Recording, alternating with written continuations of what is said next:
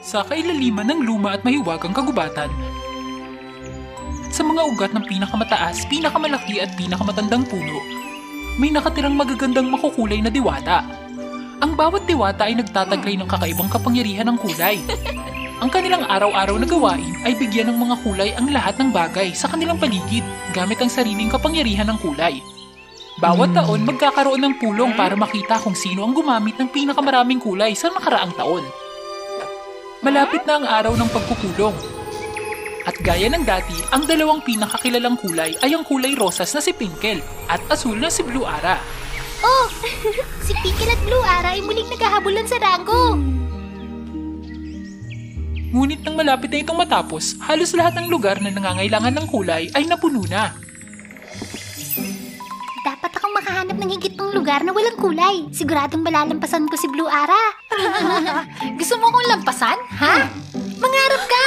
Dahil sa kompetisyong iyon, ang dalawang diwata ay hindi naging magkaibigan. Tahimik pang nag-aasaran sa tuwing may pagkakataon. Nako, anong ginagawa mo? Sige, hintayin mo lang. Pagod ka na bang mabuhay? Biglang nagsama ang dalawang kulay at nagsanib. Lumikha ng malaking globo ng kapangyarihan na nagsimulang lumaki, sumisipsip ng iba pang bagay sa loob. Habang unti-unting nawawala ng kontrol ang kapangyarihang yun, biglang lumitaw ang diwata ng bahaghari na tila maliwanag na sinag. Itim na pwersa! Mawala ngayon din! Ang globo ng kapangyarihan ay unti-unting lumit. Nagningning ng maliwanag bago nawala. Ang pinakakahanga-hanga ay mula sa magulong halo ng mga kulay, isa pang diwata ang ipinanganak. Ang maliit na diwata ay may 3 kulay, rosas, berde at lila, na nilikha ng kombinasyon ng dalawang kulay. Pindong ipapangalan ko! Huh? Ibibigay ko ang gawain sa inyong dalawa na pangalagaan at gabayan si Pinlu. Ngunit hindi natuwa ang dalawang diwata sa desisyong ito ng diwata ng bahaghari. At iniwan si Pinlu na nagtataka. Isang araw habang ang asul ng diwata ay nakatuon sa paghahanap ng lugar na walang kulay, bigla siyang nakatanggap ng sulat na sinabing mula ito sa mangkukulam ng kagubatan. Sa kahanga-hangang Blue Ara, ang puso ko'y puno ng paghanga sa mahiwagang asul na gandang iyong taglay. Karangalan ko kung maaari kang bumisita at magbigay ng sariwang asul na kulay sa aking bagong silid. Si Blue Ara nag-aalinlangan, ngunit dahil sa pakikipagtunggali niya kay Pinkle, naisip na kunti na lang at malalampasan ko na si Pinkle. Kung gayon, susugal ako. Gaya ng inilarawan sa sulat. May isang bagong bahay at higit sa lahat, walang kulay doon. Wow, mahusay! Matapos makumpletong silid na to, mangarap na lang si Pinkle lalampasan ako. Hindi na siya makapaghintay pa. Mabilis siyang nagkumpisa sa gawain. Ngunit nang makarating siya sa gitna, sa hindi inaasahang pagkakataon ay nakasalubong niya ang rosas na diwata. Huh? Blue Ara, bakit? Bakit ka nandito? Ako dapat ang magtatanong sa'yo niyan. Ang may-ari ng silid na ito ay nagpadala sa akin ng sulat na nag-iimbita sa akin. Sa tingin ko'y walang lugar para sa'yo dito. Kung meron kang dahilan, dapat kang umalis. Ang totoo, ikaw ang dapat umalis. Sa halip na linawin ng mga bagay, inakala nilang nakikipagkompetensya sa kanila ang isa't isa. At agad nilang sinubukang makuha muli ang karapatang kulayan ng silid. Biglang umalingaw-ngaw ang ingay sa sulok ng bahay. Sino yun? Ako ito, si Pinlu. Sinusundan mo ba kami? Hindi. Patawad po. Pero nag-aalala ako sa inyo. Kaya sumunod ako at hindi sinasadyang nalaman ko na pareho kayong nakatanggap ng sulat. Nang mapagtanto nilang dalawa na naloko sila, ay agad na nilang gustong umalis. Ngunit biglang sumara ang pinto. Isang kakaibang mukha ang lumitaw, dahilan para mataranta ang 3 diwata. Ang mukha na yun ang nagpadala ng liham sa 2 diwata, ang itim na diwata. Batid niya ang tunggalian ng dalawa. Sinadya niyang gamitin ito para gumawa ng bitag. Siguradong mahuhulog sa bitag ko ang magkatunggali na yon. Kapag nasa akin na ang kanilang lakas, gagawa ako ng kapangyarihan na kayang sumipsip ng lahat ng kulay mula sa mundong ito. Mga kulay, ang mismong dahilan ng aking walang hanggang poot. Naku, bulag talaga ang puso ko. Para sa sitwasyon. Taos puso kong humingi ng tawad sa'yo, Blue Ara. Ako dapat ang humingi ng tawad sa'yo, Pinkle. Ay, salamat, dalawang hangal. Ang inyong alitan ay talagang nakatulong sa akin ng malaki. Ngayon, mabilis na maghiwalay, mga walang muwang. Pareho nilang sinubukang kumapit sa isa't isa. Ngunit hindi nila napigilan ang napakalaking kapangyarihan ng itim na diwata.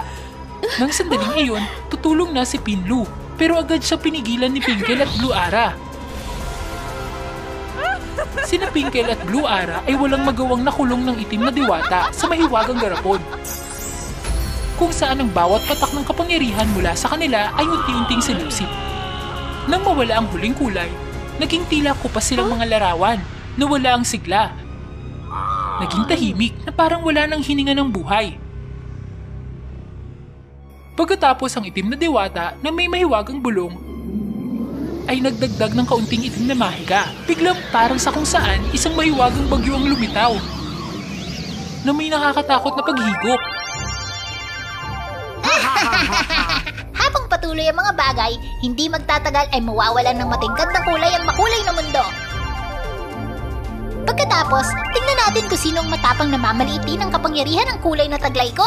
Sa lupain ng bahaghari, ang mga tao ay walang alam sa kaganapan. Hanggang mula sa malayo, isang kakaibang bagay ang mabilis na gumagalaw patungo sa kanila. Ano yun? Kayong lahat! Hindi pa rin namalaya ng mga tao na ito na pala ang kapahamakan ng makulay na lupain. Hanggang sa tinangay ng globo ang lahat. Noon lang napagtanto ng mga diwata ng kulay ang mabigat na sitwasyon. Agad silang natakot, tumakbo palayo sa kaguluhan. Ngunit hindi sila nakatakas sa kapangyarihang ito. Nang marinig ang madilim na kaganapan, ang diwata ng bahaghari ay nagmamadaling dumating para pigilan ng madilim na nangyayari. Gayunpaman, dahil taglay ng bagyo ang kapangyarihan ng dalawang pinakamalakas na diwata ng kulay sa lupain, at mas pinalakas pa, madali nitong naggapi ang kapangyarihan ng bahagharing diwata. Nang wala nang pumipigil, patuloy na tinangay at kinuha ng makapangyarihang globo ang lahat ng kulay sa makulay na lupain. Nang makaalis ang madilim na globo, lumabas din ang itim na diwata na may masayang muka. Iyon? Di ba yun ang itim na diwata na ipinanganak kasabay ko? Bagamat magkapatid sila, ibang-iba ang kanilang kulay. Ang diwata ng bahaghari na may iba't ibang kulay ay laging hinahanap, na nagparamdam ng awa at hindi patas sa itim na diwata, kaya nagpa siya siyang umalis. Darating ang araw na ang aking kapangyarihan ay aabot sa rurok at babalik ako para maghiganti. Isang mundong walang kulay, wala nang kawalang katarungan o diskriminasyon. Sa sandaling iyon, naramdaman ng globo ang malakas sa pinagbumulan ng kulay mula sa itim na diwata at bigla itong bumalik. Hindi inaasahang kinuha ng bagyo ang lahat ng kulay sa itim na diwata. Marahil dahil sa pagmamadali, hindi naisip ng itim na diwata ang kaganapang ito. Hanggat makaganti ako, ito ang katanggap-tanggap na halaga para magbayad. Kapatid, hinahanap ka ng lahat sa loob ng maraming taon. Dahil walang kulay ang hindi mahalaga, ang bawat kulay ay may parehong layunin na gawing maganda ang mundo. Ang itim ay isa rin sa mga kulay na nakakaakit sa iba, sa ganda at misteryo nito. Bukod dito, lagi kitang hinahangaan dahil habang ang ibang mga kulay ay kailangang umasa sa liwanag para ipakita ang kanilang sarili, pinanatili mo ang iyong kakayahan may liwanag man o wala. Noong araw na umalis ka, nawala rin ang isang bahagi ng mayamang kulay na ito. Diyos ko, hindi ko naintindihan ang lahat. Nakagawa ko ng malaking pagkakamali, bahagharing diwata. Sa sandaling ito, sa bahay ng itim na diwata, si Pinlu na hindi na hinahadlangan ng mahika ng rosas at asul ng mga diwata ay nakatakas. Sinusubukan ng munting diwata na iligtas ang dalawa, ngunit walang kabuluhan. Umalis ka at bigyan ng babala ang lahat sa makulay na lupain. Opo, pero paano naman kayong dalawa? Makakapagantay kami, bilisan mo lang. Nang marinig ito, masunuring lumipad si Pinlu. Ngunit sa kalagitnaan, nakita niyang buhawi na pabalik mula sa direksyon ng makulay na lupain. Nang mapagtantong huli na ang lahat at malapit na siyang sumuko, may isang boses na nagsalita sa kanyang isipan. Una mula sa asul na diwata at pagkatapos ay mula sa rosas na diwata. Dahil nilikha nila siya, maaari silang makipag-usap sa isa't isa gamit ang isipan. Pinlu, bilis at tumakas sa malayo! Huwag hayaang lumapit ang itim na kapangyarihan ng globo para mapanatili ang huling kulay sa mundo! Humingi ako ng tawad sa hindi sinasadyang paglikha sa'yo at pagkatapos ay pinabayaan ka. Kawawang Pinlu. Nang marinig ang dalawa sa paggunita sa kanyang kapanganakan, biglang naisip ni Pinlu na basagin ang makapangyarihang globo. Bakit hindi ko gawin ang ginawa ng bahagharing diwata? Hindi maaari! Maging ang Diyos ng bahaghari ay hindi ito mapipigilan ngayon. Paano ito magagawa ni Pinlu sa kanyang kapangyarihan? Paano kung masira ko ito mula sa loob? Tsaka sa loob ng bagyo, maraming kapangyarihan mula sa ibang diwata. Kung maaari kong gamitin to, pwede kong baliktarin ang itim na kapangyarihan ng globo. Ngunit yun ay mapanganib. At ang mga potensyal na panganib sa loob. At ang issue ay kung paano makakapasok sa loob ng hindi tinatangay ng bagyo. Sa pagkakataong yun, biglang naalala ni Pinlu ang imahe ng bahay na inayos ng dalawa noon. Ang bahay na yun ay tutulong na maging kalasag ng ilang sandali. Nang makapagdesisyon na si Pinlu, hindi nag-alinlangan, binaliwala ang payo ni na Pinkel at Blue Ara. Mabilis siyang pumasok sa bahay. Inipon ng lahat ng lakas niya para buhatin ang bahay. Pagkatapos, mabilis siyang sumugod sa gitna ng mahiwagang globo. Salamat sa bahay, ligtas siyang nakapasok sa loob. Gaya ng hula niya, sa loob ay may malaking espasyo na naglalaman ng maraming makukulay na globo. Sinimulan niyang kunin ang lahat ng globo. At ang makukulay na globo ay unti-unting lumaki. Ngunit hindi pa rin ito sapat para sirain ang itim na globo ng kapangyarihan. Kaya ko to! Sa sandaling iyon, si Pinlu, walang pag-aalinlangan, ay bumulusok sa makulay na globo at pinakawalan ng kanyang pinagmumulan ng enerhiya. Sa labas, ang itim na globo ay tinatangay pa rin ang paligid. Biglang lumabas ang mga sinag ng liwanag mula sa loob. Dumami ang mga sinag ng liwanag. At sa wakas, ang madilim na globo ng enerhiya ay ganap na nawasak. Naglahong itim na bagyo. At ito rin ang sandaling bumagsak sa lupa ang makukulay na ulan. Unti-unting nanumbalik ang lahat sa magagandang kulay. Masayang nagyakapan ng mga diwata ng kulay sa kaligayahan. Ang kulay rosas at asul ay may lakas din para palayaan ang kanilang sarili. Ngunit ang diwata na si Pinlu ay tuluyan nang nawala sa globo ng enerhiyang yun. Huh? Labis na nalungkot ang lahat sa sakripisyo ng munting diwata. Ang tanging natitira ay isang maliit na pakpak. Sa panahon ng pag-aaral ng itim na mahika, natutunan ko kung paano buhayin ang diwata ng kulay. Sa palagay ko ay maaari kong subukang itama ang bahagi ng aking pagkakamali. Kaya sa tulong ng itim na diwata at sa sama-samang pagsisikap ng lahat, dahan-dahang nabuhay ang diwatang si Pinlu mula sa natirang pakpak. Masayang nagyakapan ng lahat sa kaligayahan. At simula noon, mas minahal ni na Pinkel at Blue Ara ang isa't isa at hindi na nag-away. Matatagpuan sa itaas ng mga lumulutang na puting ulap, mayroong magandang lugar na puno ng maliliwanag na kulay na siyang tahanan ng mga mag-aaral ng Zodiac. Ang bawat Zodiac ay may sariling responsibilidad na angkop sa kanilang kakayahan. May ingat silang pinili at sinanay ng Diyosang si Athena, ang tagapagtanggol ng mga Zodiac. Ang huling napili ay si Sagittarius, isang maganda at pabago-bagong prinsesa. Tuwang-tuwa si Prinsesa Sagittarius habang may pagkakataong makapasok sa isang bagong lupain. Pagkatapos ay tumakbo siya at umikot. Nairita sa kanya si Virgo, isang maayos at malinis na tao. Sa kanyang walang inaalalang pag-uugali, hindi alintana ni Sagittarius ang naiinis na tingin sa kanya ni Virgo. Desidido si Virgo na turuan ng leksyon si Sagittarius para hindi na siya magdulot ng gulo. Gumawa siya ng bitag na para lang sa kanya. Matapos ayusin ang lahat, matagumpay niyang hinihintay na mabitag si Virgo. Hindi na kailangang maghintay ng matagal. Nakita ni Virgo na lumitaw si Sagittarius sa harap ng bitag na yun. May dala siyang isang bagay. Maingat siyang naglalakad. Biglang may lumitaw na manika na ikinagulat niya. Ang bagay sa kanyang kamay ay lumipad din ng mataas. Pagkatapos ay bumagsak ito sa lupa at nabasag. Anong ginagawa mo? Ito ang bahagharing bola na magdadala ng kulay sa lupain ng Zodiac sa susunod na 10 taon. Ano?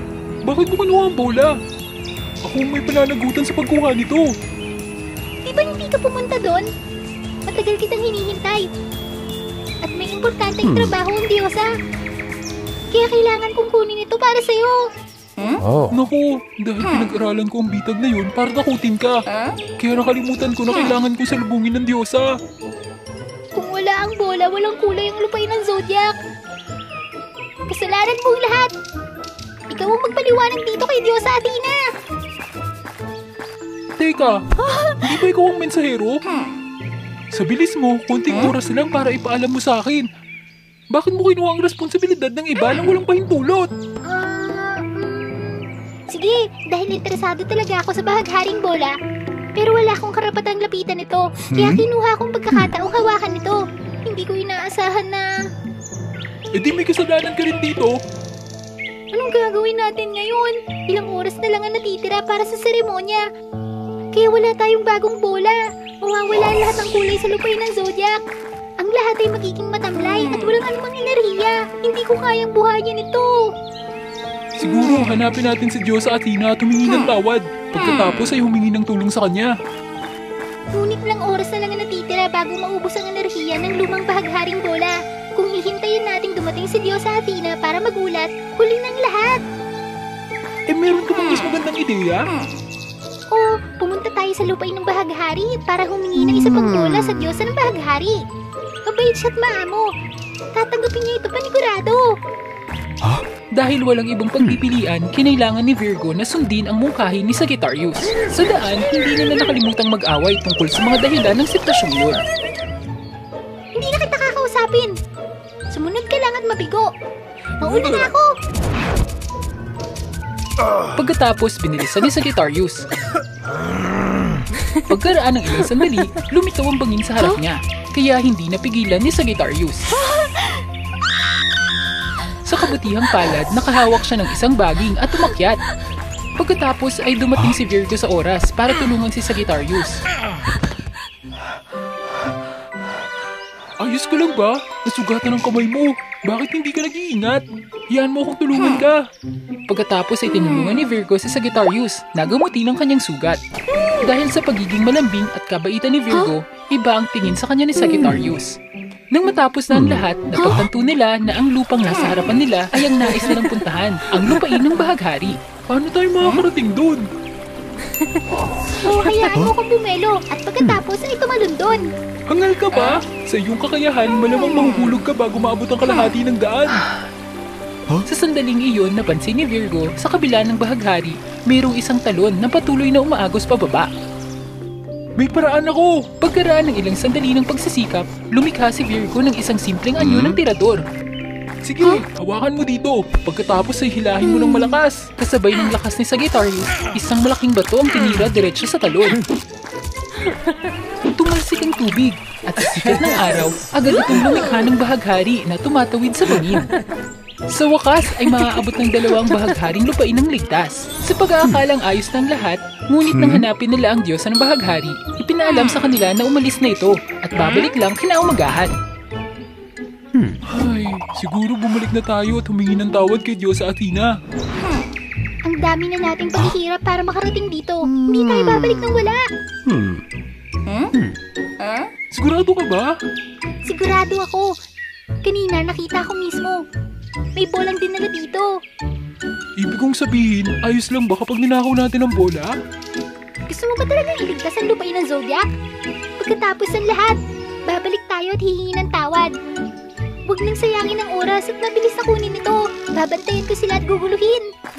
Bagamat alam niyang hindi ito tama, kailangan pa rin makinig ni Virgo kay Sagittarius para iligtas ang lupain ng Zodiac.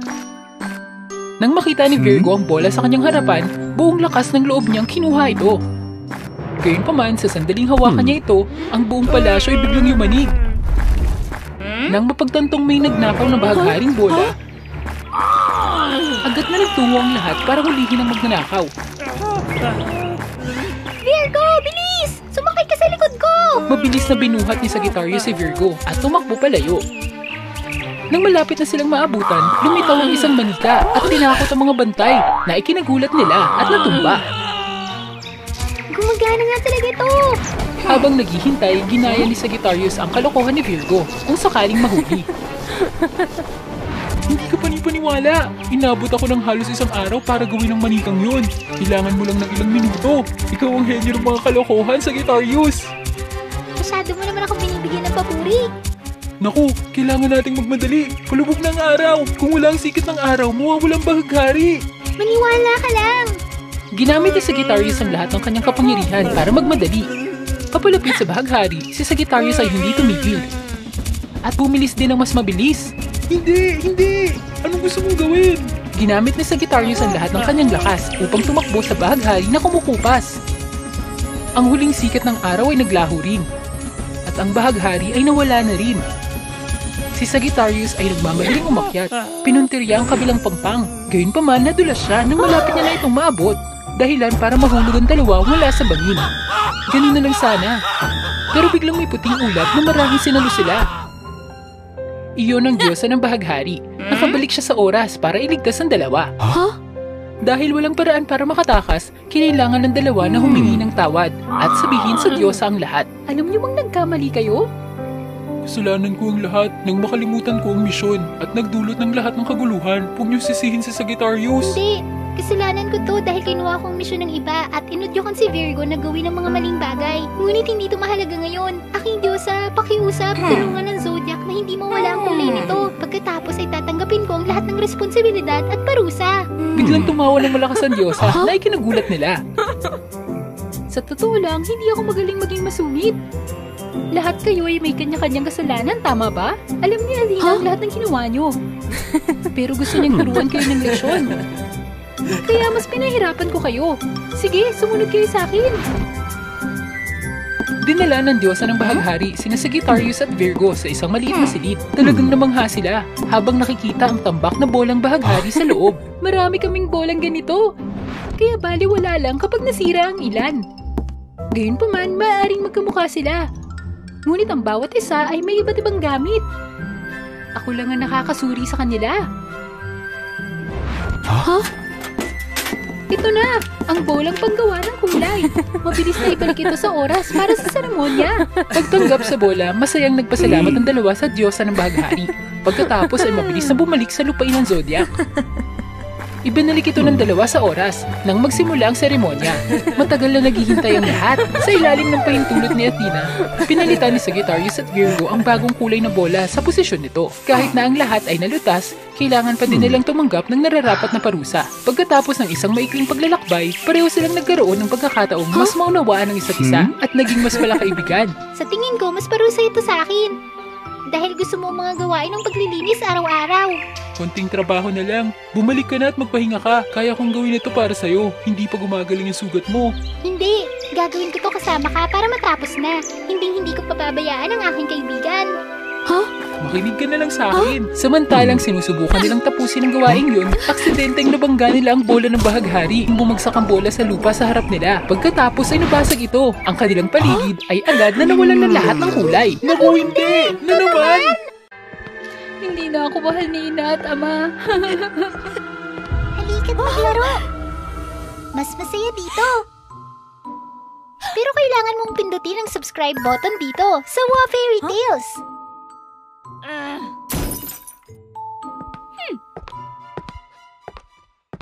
Iyon ang naging kapalaran ni Prinsesa Lucy mula nang siya'y isinilang. Nakatadhana siyang maging mayaman. Sa kanyang binyag, maraming dignitaryo ang nagbigay ng mga mamahaling hiyas. Ngunit paano mapapahalagahan ng munting prinsesa ang halaga ng gayong yaman? Naghawak kamay ang hari at reyna. Sumayaw sa musika. Iniwan ang duyan sa isang sulok kasama ang mga katulong. Habang lumalaki si Lucy, lalong lumakas ang pananabik niya para sa kumpletong pamilya. Nangako ang hari na tuturuan si Lucy na sumakay ng kabayo, ngunit ang kanyang abalang oras ay dahilan upang hindi siya makapiling.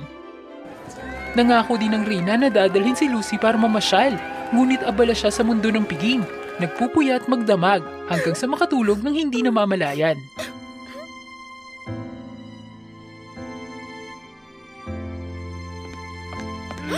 Hindi po ba kayo pwedeng maglaan ng oras para sa akin, Ina at Ama? Ilalabas ka ng iyong ina, ayos ba? Bakit Bakit kailangan ako? Ikaw na. Inilipat nila ang responsibilidad at sinisi ang isa't isa na lalong nagpahirap kay Lucy. Malapit na ang 18 kaarawan ni Lucy. Bukas po ikaarawan ko. Gusto kong hipa ng kandila kasama kayong dalawa. Kaarawan na ba ni Lucy? Ilang taon na si Lucy ngayong taon? Tuwang-tuwa si Lucy, ngunit sa huli, hindi natupad ng kanyang mga magulang ang kanyang hiling dahil sa hindi inaasahang trabaho.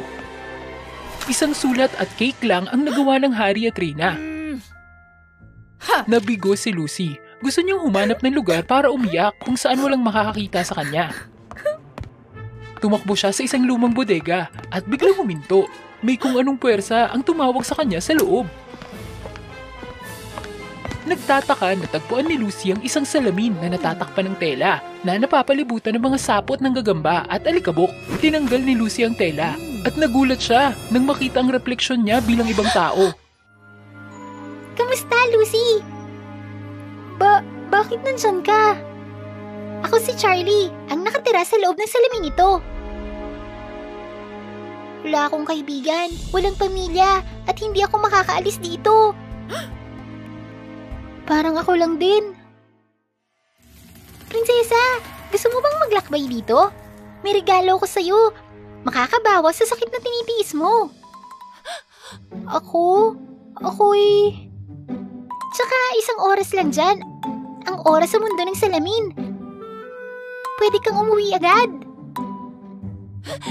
Nais din ni Lucy na pumunta sa lugar kung saan walang makakahanap sa kanya. Kaya pumayag siya sa imbitasyon ni Charlie.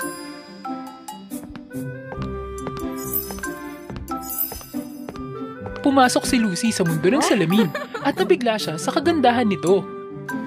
Walang katapusang lunti ang lupain. Mga batis na umaagos ng candy. Lahat ng nandito ay nakakain.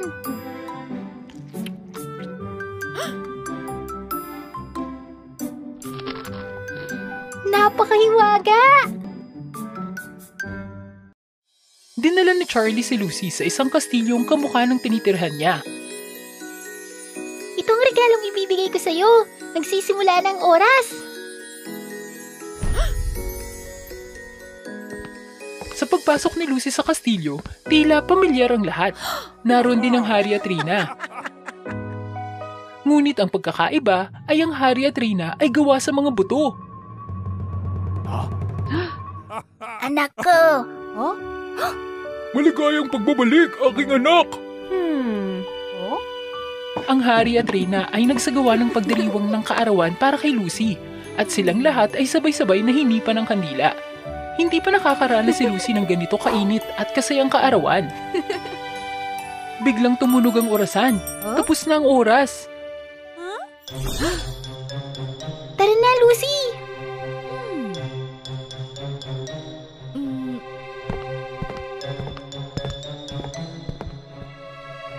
Sa totoong mundo, nagpahayag ng panghihinayang ang Harry at Rina sa hindi nila pagdalo sa kaarawan ng kanilang anak. Hindi ko kailangan ng mga bagay na to. Ang kailangan ko po ay ang pagmamahal mo.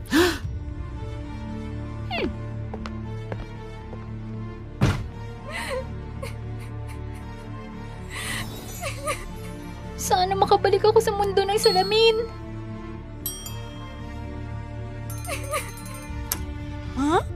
Sa gabi, si Lucy ay lihim na nagpupunta sa bodega para kitain si Charlie at dinala siya ni Charlie pabalik sa mundo ng salamin upang makita ang kanyang mga magulang na buto.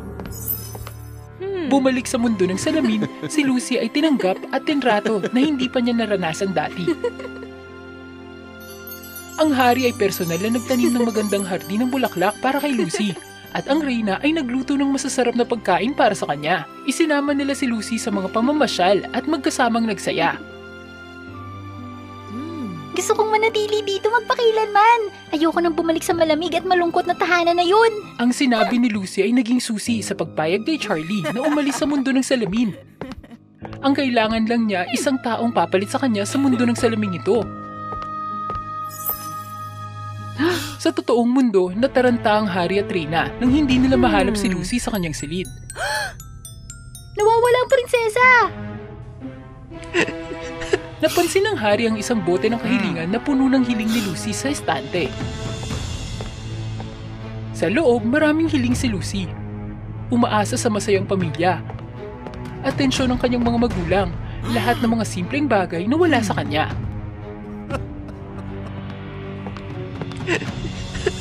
Ang sama nating mga magulang. Dahilan ng buot ni Lucy. Ina, Ama, pasensya na po kung pinag-alala ko kayo. Mahal ko, ligtas ka na. At yun ang mahalaga. Gayunpaman, pagkatapos nito, nagpakita si Lucy ng ilang kakaibang pag-uugali. Hindi siya mahilig tumingin sa salamin at lahat ng salamin sa kastilyo ay sinira. Ang mga katiwala na naglinis ng bahay gamit ang makintab ng mga salamin ay maaaring magpakita ng mga imahe, ngunit laging iniiwasan ito ni Lucy, natatakot na lumapit.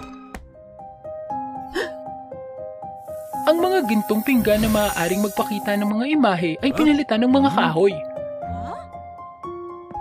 Minsan dinala ng Reyna si Lucy at nagulat siya nang makita niya ang refleksyon ni Lucy sa tubig. Natakot ang Reyna, ngunit sinubukan niyang manatiling kalmado. Alam niyang itinatago ni Charlie si Lucy sa isang lugar. Sinabi ng Reyna ang katotohanan sa hari na si Lucy ay isang impostor. Nang gabing iyon, nagpasya silang dalawa na pagmasdan ng mga kilos ni Charlie. Lumapit si Charlie sa salamin at tumalon doon. Nakilala ng Reyna ang salamin.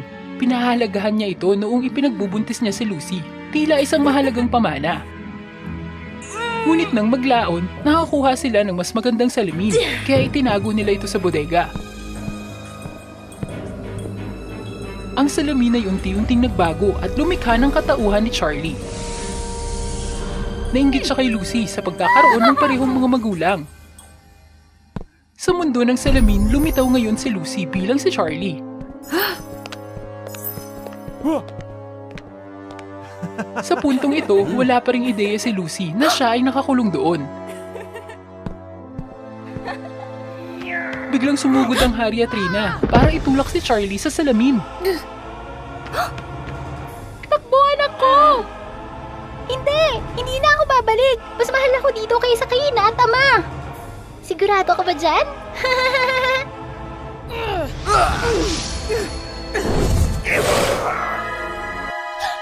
Anong nangyayari? Huwag mong hawakan ang anak namin!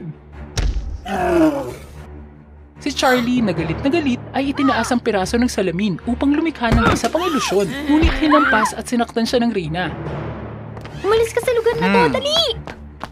Hindi ka makakatakas! Si Lucy at ang kanyang mga magulang ay sumugod sa pinto ng salamin na nagdudugtong sa dalawang mundo. Ngunit ang salamin ay hindi nagpakita ng umiikot na bilog. Tinignan ni Lucy ang piraso ng salamin sa kanyang kamay at ibinaon ito sa salamin.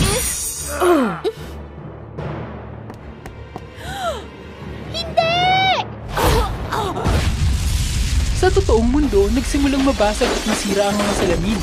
Nakataka sila mula sa nakakatakot na mundo ng salamin. Patawad, anak ko. Masyado kaming walang iniisip. At naging makasarili.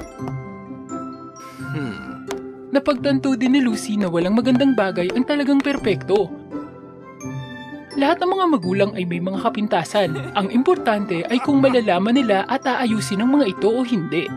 Ang hari at Reyna sa kabila ng kanilang mga pagkakamali ay minahal siya ng walang pasubali. Mula sa araw na yun, si Lucy ang naging pinakamasayang prinsesa sa mundo.